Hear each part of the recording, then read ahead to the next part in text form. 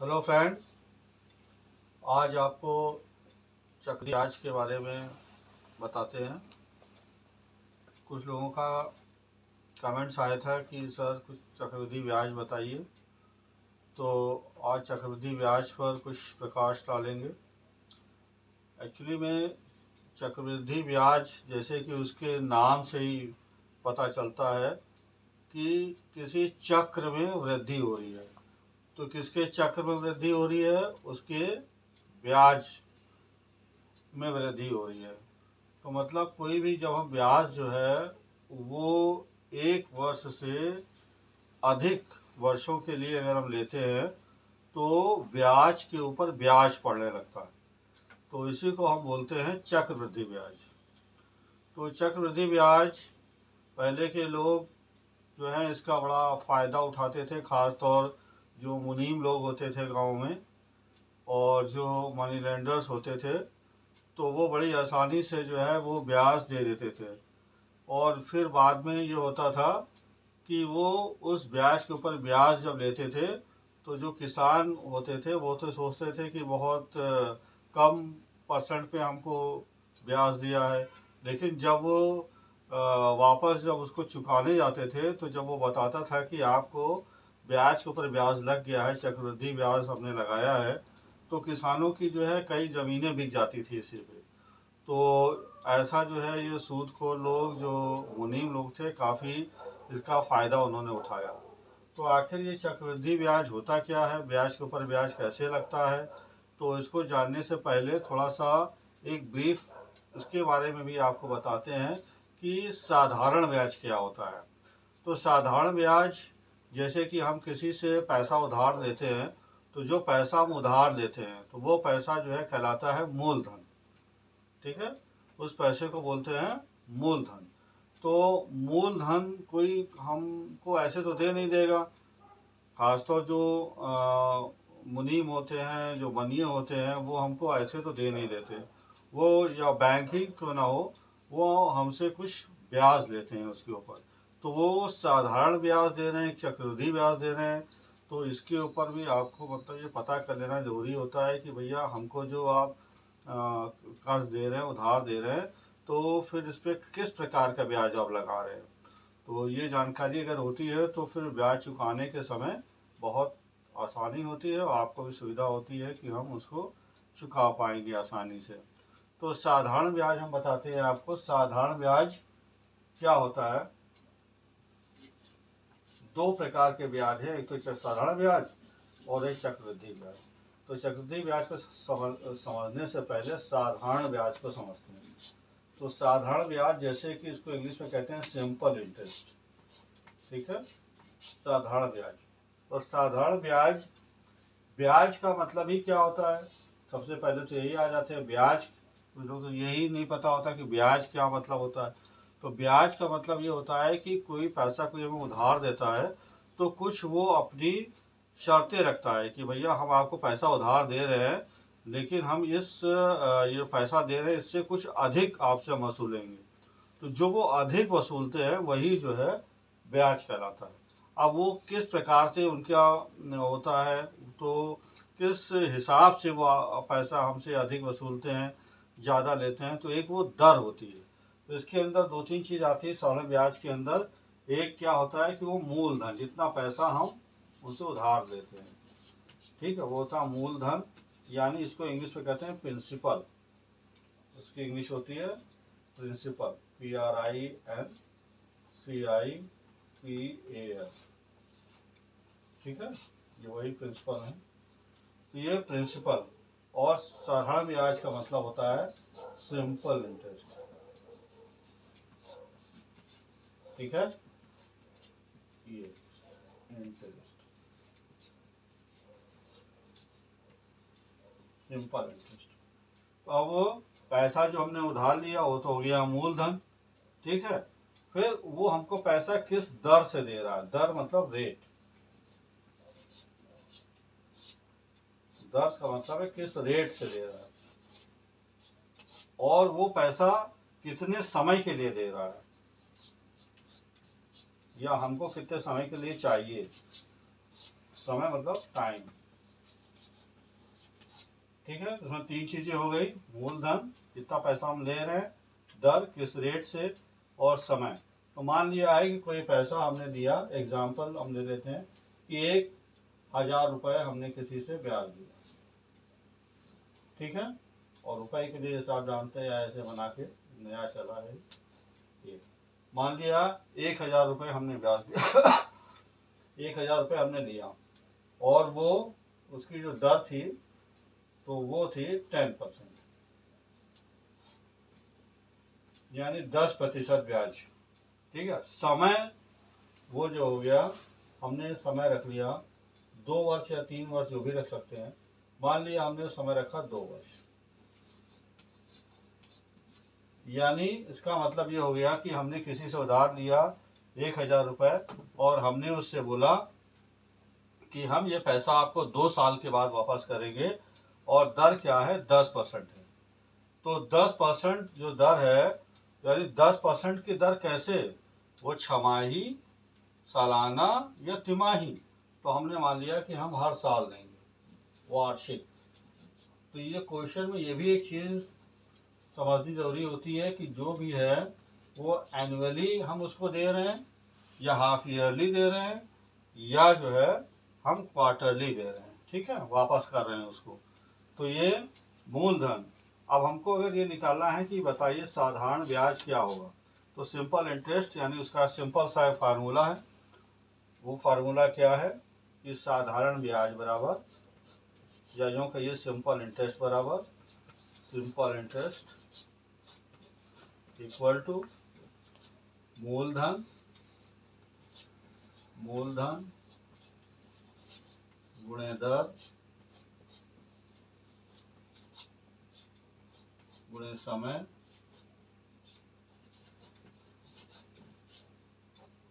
बटा 100। Means simple interest equal to principal into rate into time upon 100। Okay, तो here the simple principal is 1,000, आप 1,000 रुपये रख लीजिए मूलधन की जगह। दर मीन्स रेट, रेट है 10%, 10 रख लीजिए। समय यानी टाइम इज 2 है, 2 रख लीजिए, एंड अपॉन 100, ठीक है। तो ये 2 जीरो से ये 2 जीरो ऊपर वाले कट गए, ठीक है। 10 10 जा 100, एंड 100 2 जा 200, यानी जो वो ब्याज निकल कर आया वो हो गया 200 रुपये। ये बात समझ में आ गई कि अगर हमको जो है मूलधन पता है, दर पता है, समय पता है, तो हम ये वाला फार्मूला साधारण ब्याज बराबर मूलधन गुणे दर गुणे समय बटा 100 लगा देंगे, ठीक है। मूलधन जो मूलधन, दर की जगह दर, समय की जगह समय, और 100 जो फार्मूले में ऑलरेडी है। तो 2 जीरो नीचे बाद 2 जीरो काट दिया, 100 और 100 दूनी 200, ठीक है। तो ये 200 रुपये हो गया साधारण ब्याज। ये तो आपको समझ में आ गया, सिंपल है ना, क्योंकि ये सिंपल इंटरेस्ट है। लेकिन अगर यही जो है, अगर हम ये कहें कि इसी चीज़ को, यानी जो मूलधन 1,000 रुपये हो, दर जो है 10% वार्षिक हो, और समय जो है 2 वर्ष हो, तो इसका जो है चक्रवृद्धि ब्याज क्या होगा। तो चक्रवृद्धि ब्याज निकालने के 2 तरीके हैं। एक तो डायरेक्ट फार्मूले से आप निकाल सकते हैं, और एक जो है निकालने का तरीका ये है कि आप 1 बाय 1 एक एक साल का निकालिए। तो जैसे यहाँ पर देखिए जो दिया गया है, तो आइए आपको चक्रवृद्धि ब्याज निकाल के बताते हैं।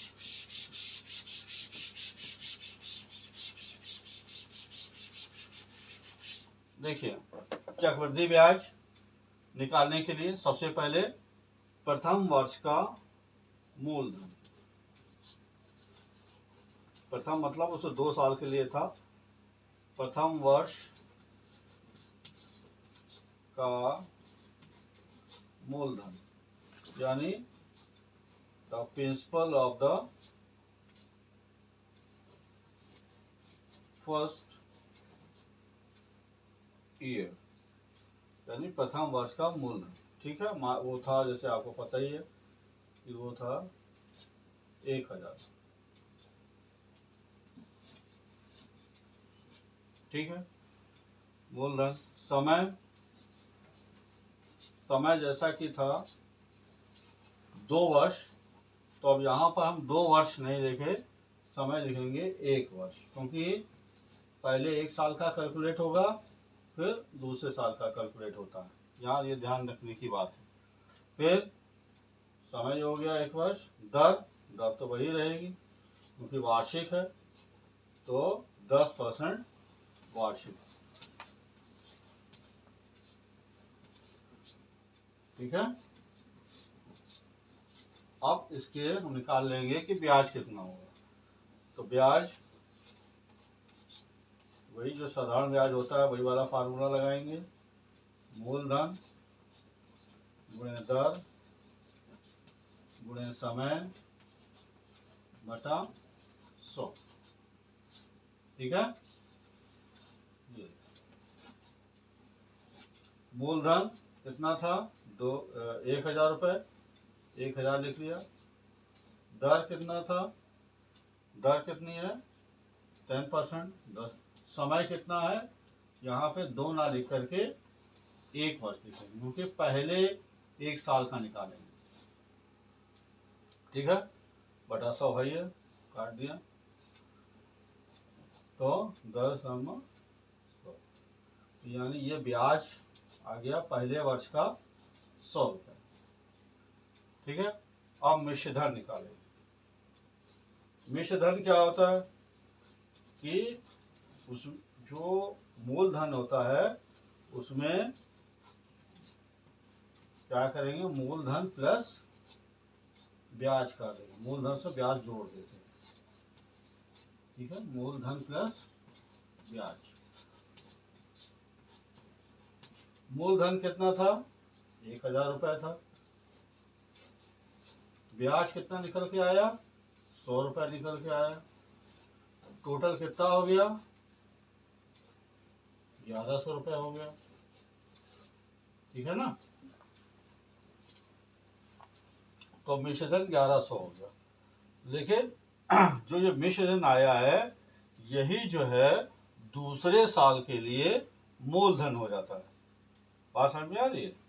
ये तो प्रथम साल के लिए, यानी जब वो पैसा 1 साल के बाद अगर वापस करेगा तो 100 रुपये तो ये ब्याज वाला, और मूलधन जो 1000 रुपये ये हो गया, यानी 1100 रुपये जो है वो हो जाएगा क्या चीज़, मिश्रधन। जो मिश्रधन जो आता है इसको अमाउंट बोलते हैं इंग्लिश में, amount equal to principal plus simple interest. तो जो प्रिंसिपल है 1000 है, ब्याज यानी जो इंटरेस्ट है वो 100 है, तो जो अमाउंट आया वो 1100 आया। तो 1100 इज़ नॉट द आंसर, ये तो 1 साल के लिए, पहले साल के लिए। तो अब चूंकि वो 2 साल के लिए हमने लिया था ना चक्रवृद्धि ब्याज, तो यही ब्याज के ऊपर ब्याज लगेगा। तो ये जो मिश्र धन है प्रथम वर्ष का जो मिश्र धन है वो द्वितीय वर्ष के लिए क्या बन जाएगा, मूलधन।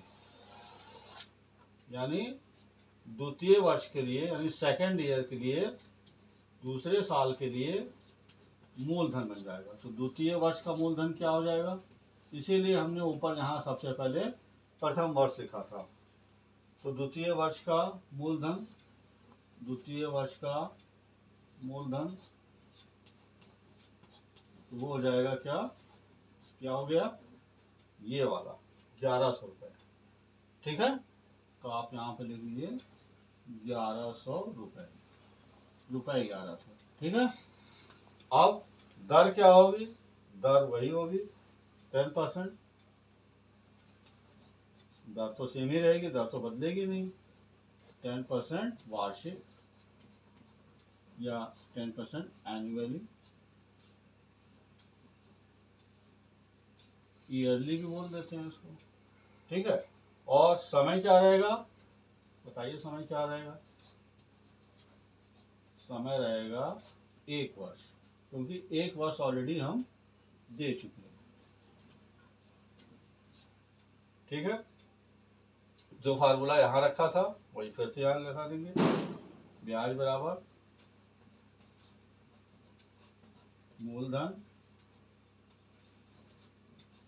गुणे दर गुणे समय बटा 100।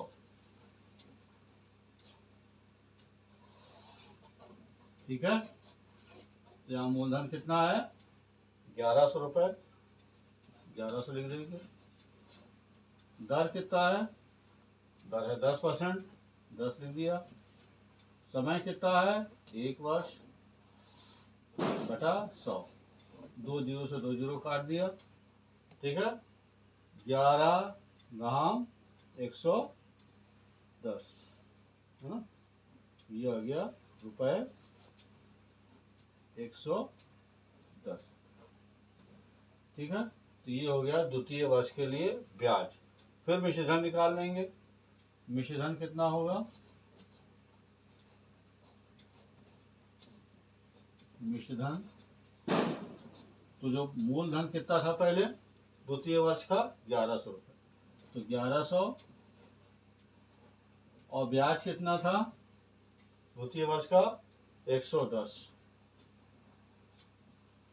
कितना हो गया 1100 और 110 कितना हो गया 1210 रुपये। ठीक है, इतना रुपया हो गया।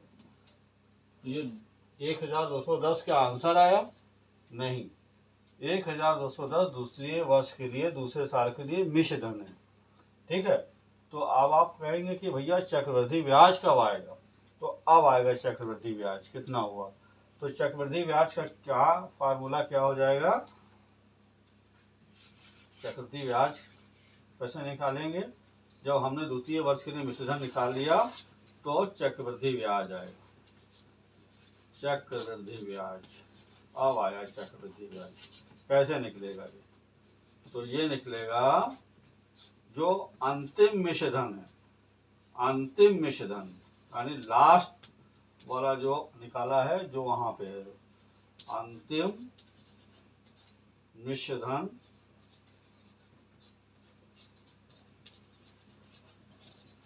माइनस, इसमें से माइनस करेंगे, क्या माइनस करेंगे, प्रथम मूलधन, प्रथम मूलधन।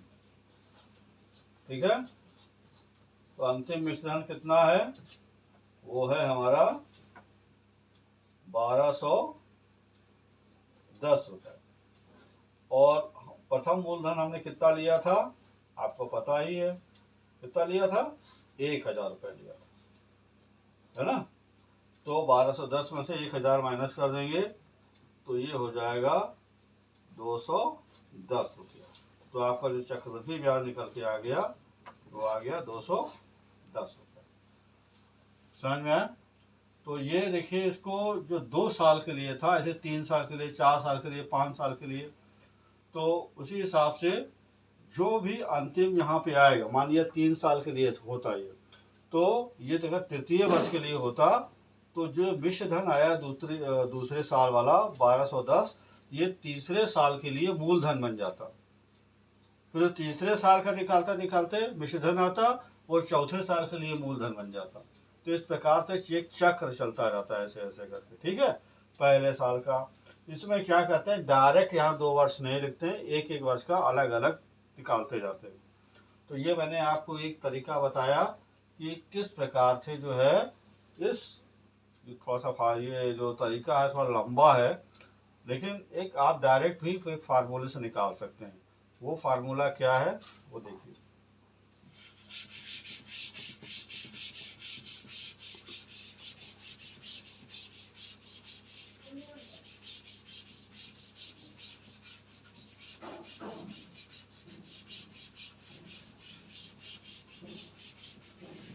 वो फार्मूला है A equal to P bracket 1 plus R upon 100 power n। अब यहाँ पे आप कहेंगे ये क्या है, तो A for amount, A for amount, amount माने क्या होता है, अमाउंट माने होता है मिश्रधन। क्या होता है, मिश्रधन। ठीक है, अमाउंट माने मिश्रधन। और पी क्या होता है, पी फॉर होता है प्रिंसिपल। प्रिंसिपल मतलब होता है, आपको पता है, प्रिंसिपल मतलब मूलधन। ठीक है, ये आ गया मूल। ठीक है, उसके बाद फिर रेट। आर क्या होता है, आर फॉर रेट।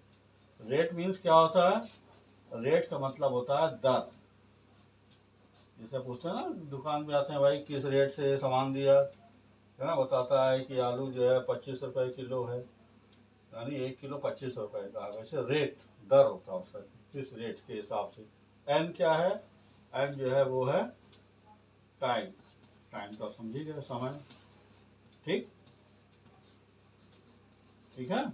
अब जैसे मान लिया, अभी जो हमने सवाल किया था उसमें पी क्या था, प्रिंसिपल कितना था, 1000 हमने माना था ना। तो हम मान लिया कि पी हमारा 1000। 1 प्लस आर कितना था, आर हमने माना था 10, तो 10 रख दिया। समय की जगह समय हो गया, कितना समय हो गया, ये जो 100 या 100 हो गया। टाइम, टाइम की जगह हो जाएगा 2। यहाँ पे एक एक वर्ष का नहीं निकालेंगे, आपको जितने भी वर्ष का निकालना है आप डायरेक्ट उतना दे दीजिए, यानी समय 2 वर्ष का होगा। ठीक है, उसके बाद 1000 आप ऐसे का ऐसे लिख दीजिए, और जो 100 है उसको एलसीएम ले लीजिए 100। आपको मालूम ही है इसको सॉल्व करना, नहीं मालूम है तो अपने अगले वीडियो में बताएंगे एलसीएम कैसे ले। तो ये 100 आ गया, 100 बन जा 100, यहाँ फिर 100 लिख दिया, प्लस 100 बन जा 100, 1 आया, और ये ऊपर वाला 10 वापस यहाँ पे फिर से लिख दीजिए आप। ठीक है, 2 यहाँ पे लिख दीजिए। ओके, अब फिर से 1000, 100 और 10 जोड़ दिया, कितना आ गया 110, 110 रुपये अपॉन 100। ठीक है, और ये 2 की पावर वैसे की वैसे ही लग गई। फिर 1000 और जो इसका एक जीरो है, एक बार जीरो से उड़ा दीजिए। ठीक है, ये हो जाए 11/10। तो 11/10 की पावर 2। इसका मतलब क्या हो गया कि आप 11/10 को 2 बार लिख सकते हैं, यानी जितनी पावर लिखेगी होगी उतनी बार आप उसको गुणा करके लिख सकते हैं। तो गुणे 11/10 गुणे 11/10। अगर यहाँ पावर 3 होती तो 3 बार इसको लिख लेते। इस जीरो से ये जीरो काट दीजिए, इस जीरो से ये जीरो काट दीजिए। ठीक है, तो 10 गुणे, अब 11 का 11 से गुणा कर लीजिए। ठीक है, सॉरी यहाँ पे 10 है, ये जो है 10। अब 11 का 11 से गुणा कर लीजिए तो क्या हो जाएगा, 11 ग्राम 121, है ना। और 121 को आप 10 से गुणा कर देंगे तो जाएगा 1210, जो कि देखिए पहले भी आपका मिश्रण उतना ही निकला था। ठीक है, अब आपको यहाँ सिंपल इंटरेस्ट निकालना है। अब आप कहेंगे तो आप फार्मूला तो आपने बता दिया,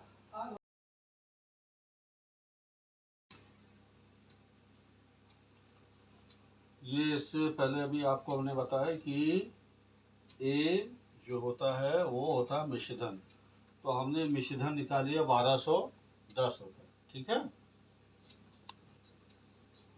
तो आप बोलेंगे कि मिश्रधन बताया लेकिन हमको तो कंपाउंड इंटरेस्ट यानी चक्रवृद्धि ब्याज कितना होता है वो बताइए। तो कंपाउंड इंटरेस्ट यानी चक्रवृद्धि ब्याज, compound interest, C for compound, I for interest is equal to A minus P. A कितना है 1210, पी कितना है 1000। ठीक है, तो 1210 में से 1000 माइनस कर देंगे तो आ जाएगा 210। यही आपका, जैसा आपने पिछले भी उसमें देखा था कि 210 ही निकला था। ठीक है, तो ये आपको एक फार्मूला आपने दिया, A equal to P bracket 1 plus R upon 100 power N. इससे ए पहले फाइंड कर लिया, जब ए हमारा निकल आता है उसके बाद उस ए में से पी को माइनस कर दिया, यानी जो मूलधन था उसको हमने घटा दिया, तो इतना आ गया। ठीक है।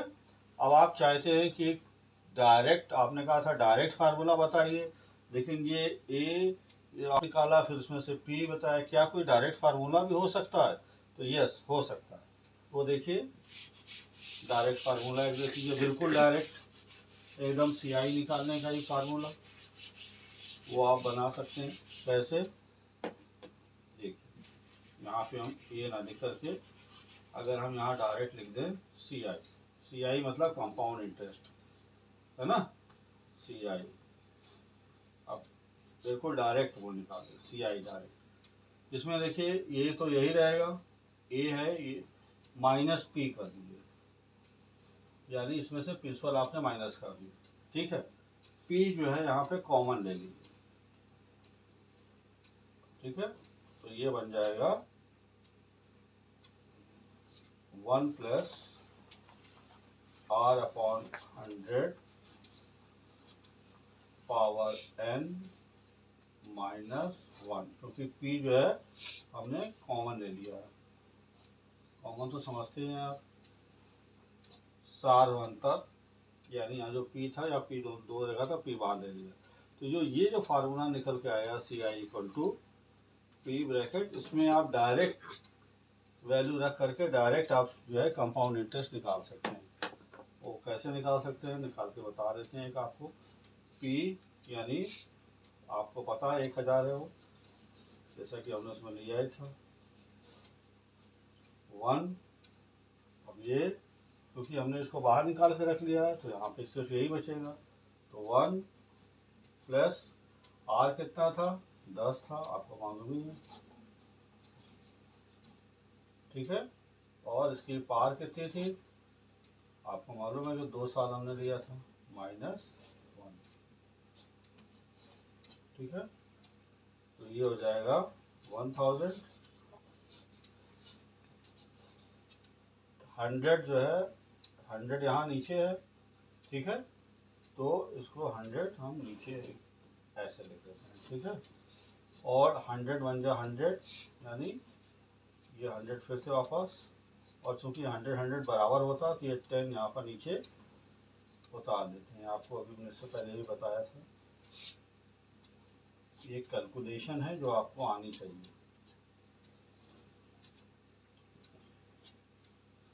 उसके बाद फिर ये 1000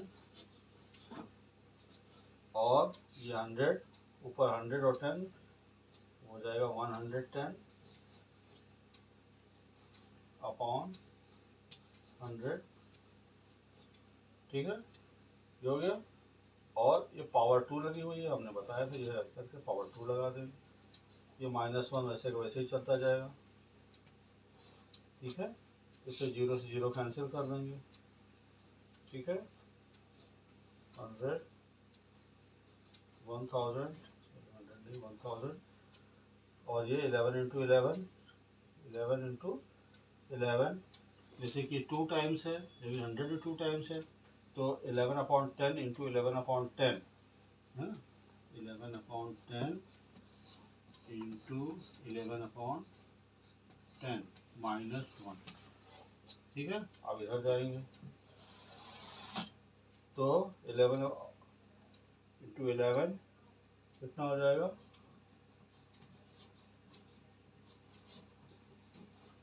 हो जाएगा 121, और 10 इंटू 10 हो जाएगा 100 -1 -1। ठीक है। फिर 1000 यहाँ पे देखिए, फिर वही 100 एलसीएम, 100 100 100 बराबर है 121, यहाँ आ जाएगा, -100 बन जा 100 ऊपर चला जाएगा, 1000 वैसे का वैसे लिख लेंगे। 121 में से 100 माइनस कर देंगे, पता है कितना होगा, ये हुआ 21 ना, अपॉन फिर से ब्रैकेट लगा देंगे।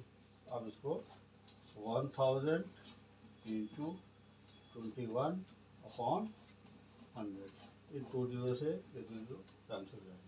21 10 जा 210। देखिए ये डायरेक्ट आपको हमने ये कंपाउंड इंटरेस्ट निकाल के दिखा दिया इस वाले। ठीक है, तो मैंने आपको 3 तरीके बताए। एक तरीका हमने आपको बताया जिसमें आप एक एक साल को अलग अलग निकालेंगे। पहले प्रथम वर्ष का मूलधन, ठीक है, उसके बाद लेकिन उसमें समय जो होता है वो एक एक वर्ष रख करके निकालेंगे। उसके बाद फिर द्वितीय वर्ष का मूलधन, जो प्रथम वर्ष का मिश्रधन होता है वो द्वितीय वर्ष का मूलधन बन जाता है। उसके बाद फिर उसको कैलकुलेट करेंगे। फिर अंतिम वर्ष का मिश्रधन में से प्रथम वर्ष का मूलधन माइनस कर देंगे तो चक्रवृद्धि ब्याज आ जाएगा, जो लंबा वाला फार्मूला था। उसके बाद हमने आपको बताया कि पहले a = p ब्रैकेट 1 + r/100 की पावर n, पहले ये आप इससे निकाल लीजिए तो वो पूरा a निकल आएगा। जब a आपका अमाउंट आ जाएगा, मिश्रधन आ जाएगा, तो उसमें से CI = a - p, यानी जो अमाउंट में से प्रिंसिपल को हम माइनस कर देंगे तो वो वैल्यू निकल आएगी, यानी आपका चक्रवृद्धि ब्याज निकल आएगा। और ये जो फार्मूला हमने बताया इसको आप डायरेक्ट फार्मूला आप रख करके निकाल सकते हैं। जो ऊपर ये लिखने की ज़रूरत नहीं, अगर जहाँ से भी आप स्टार्ट करिए, CI यानी कंपाउंड इंटरेस्ट = P ब्रैकेट, यानी ये जो बड़ा ब्रैकेट है ये वाला, स्मॉल ब्रैकेट 1 + r/100 की पावर n -1, ये वाला फार्मूला जो है इसी अप्लाई करके आप डायरेक्ट भी चक्रवृद्धि ब्याज निकाल सकते हैं। ठीक है, आशा करते हैं आपको समझ में आया होगा। थोड़ा टिपिकल है लेकिन बहुत टिपिकल नहीं है। आप आसानी से अगर कैलकुलेशन आप करेंगे तो आसानी से आप इसको निकाल सकते हैं। इसमें थोड़ा सा और मॉडरेट ये होता है कि कभी कभी जो है जो रेट होता है तो वो जो है ऐसे कहते हैं कि ये एनुअली ना हो करके हाफ ईयरली हो सकता है, या जो रेट होता है वो जो है क्वार्टरली हो सकता है। तो वो किस हिसाब से होता है ये अगले वीडियो में, ठीक है। और अगर आपको केवल चक्रवृद्धि ब्याज समझना है, इतना थोड़ा है, तो आप इससे पूरा वार्षिक तौर पे आप ये समझ सकते हैं, क्योंकि दर अगर वार्षिक हो तो, लेकिन इसके आगे भी हो सकता है कि सामान्य दर जो है वो वार्षिक ना हो के छमाही हो, तो समय जो है वो फिर वो मतलब उसको डबल हो जाता है। अगर जो है वही जो है तिमाही हो तो समय उसका मतलब उसमें 4 हो जाता है, 4 गुना हो जाता है। ठीक है, तो आप जैसा भी है आप आपको कमेंट करके बताइएगा। ठीक है, अगर आपको समझ में आता है या अभी भी नहीं समझ में आया है या और अच्छा एक्सप्लेन करने की आवश्यकता है तो मैं अगले वीडियो में करूँगा। तब तक के लिए नमस्कार, जय हिंद।